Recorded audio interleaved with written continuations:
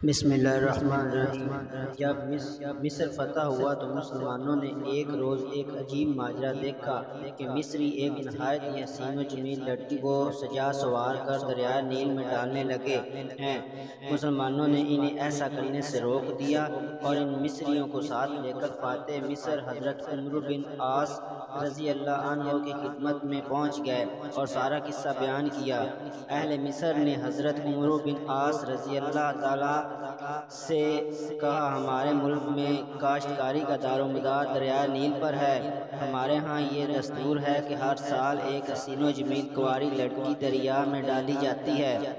اگر ایسا نہ کیا جائے تو دریا خشک ہو جاتا ہے اور قحط پڑ جاتا ہے۔ تاہم حضرت عمر بن عاص رضی اللہ تعالی عنہ نے اس کی اجازت لینے سے انکار کر دیا اور اہل مصر کو سختی سے اس غیر انسانی ظلمانہ رسم سے روک دیا۔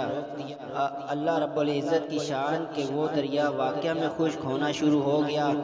حضرت عمر بن عاص رضی اللہ تعالی عنہ نے یہ سارا واقعہ حضرت فاروق اعظم رضی اللہ تعالی عنہ کو لکھ بھیجا۔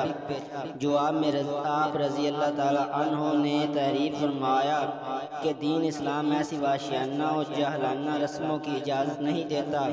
تو حضرت عمر رضی اللہ تعالی عنہ نے ایک خط دریائے نیل کے نام لکھا جس کا مضمون یہ تھا، بسم اللہ الرحمن الرحیم۔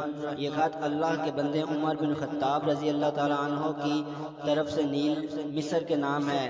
اگر تو اپنے اختیار سے جاری ہے تو بے شک جاری نہ ہو، لیکن اگر تو اللہ کے حکم و اقتدار سے جاری ہوتا ہے تو پھر میں اللہ سے دعا کرتا ہوں کہ وہ تجھ کو جاری کر دے۔